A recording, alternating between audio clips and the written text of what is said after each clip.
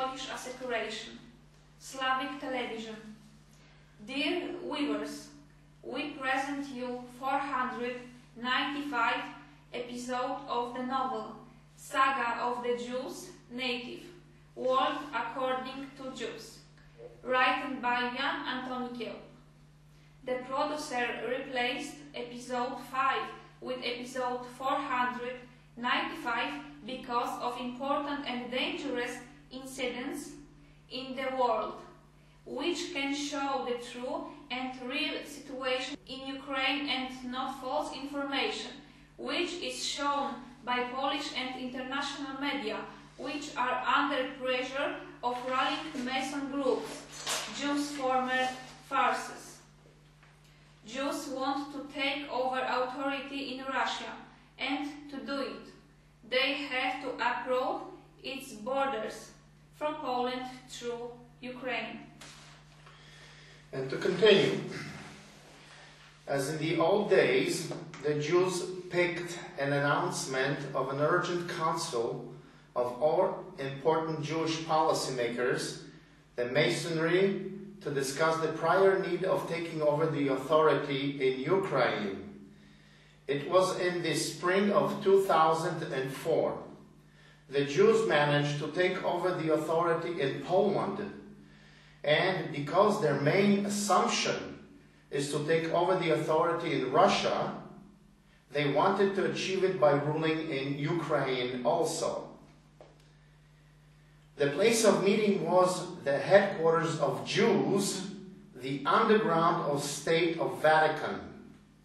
The main Jewish rabbi, Josue Stoltzman, the ancestor of former Polish president, decided that the council should be led by a Polish Jew, Karlstein. Karlstein's task, according to Stoltzman, was to prepare revolution in Ukraine and take over the authority by Jews, because the ruling post, communist authorities, disabled Jews to make business in Ukraine. Rabbi Stoltzman ordered his secretary to call in Karlstein and the rest of the Jews picked from Poland. The meeting was planned for September 2004. After receiving the letter from Stoltzman, Karlstein called all the most important Jewish personalities in Poland. The council took place at the end of June. Lech Karlstein, as a main Jewish boss in Poland, charged the council and chose a delegation of 20 members from the thousands of people of Jewish pick, which was ruled by Karlstein. Josue Stoltzman ordered Karlstein to choose also his relative, Alexander Stoltzman. September 2004 came, and the delegation from Poland, charged by Karlstein, turned up in the underground of Vatican. At midday, the main Jewish rabbi welcomed delegations from all over the world in English and asked, "Ladies and gentlemen, to understand one another better, we will communicate in our mother language. I gathered you here because I tried to encourage Putin by all means to join our Masonry. He did not accept my offer. And now I know that all my struggle to force him to accept it will be pointless. I don't have to remind you that since the times of Nero, we have started to take over power all over the world. We still need Russia and Belarus. I will also add that in Russia there are the greatest natural and minerals resources which we are lacking in. But to do it, we have to approach Putin's border, bind him and slay the disobedient Jew. He's our brother, and he doesn't want to join us. He's determined and relentless. And together with Lukashenko, he's a member of the old communist school. One day, we will plan their slaughter. To remind you all, I'd like to inform that Putin is as Kennedy, who was easily assassinated. Lech Kalstein, brother, I ordered you to gather a large amount of Jews from all over the world, prepare visas from them, and if they're not Polish, they ought to be given the personal number and Polish citizenship, because it will enable them to receive a visa in the Ukrainian consulate. I have already prepared a ground of international Jews who will help.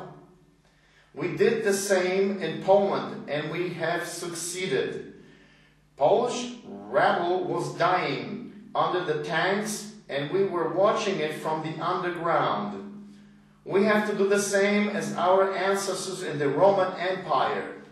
Our brothers are to come to the center of Ukraine, Kiev, Donetsk, Lvov, adapt to the Ukrainian society, identify with them, preach anti-government slogans, encourage colloquial people to rebel. Lech, brother, you have to organize a brief language course for our brothers, and they must be ready until November.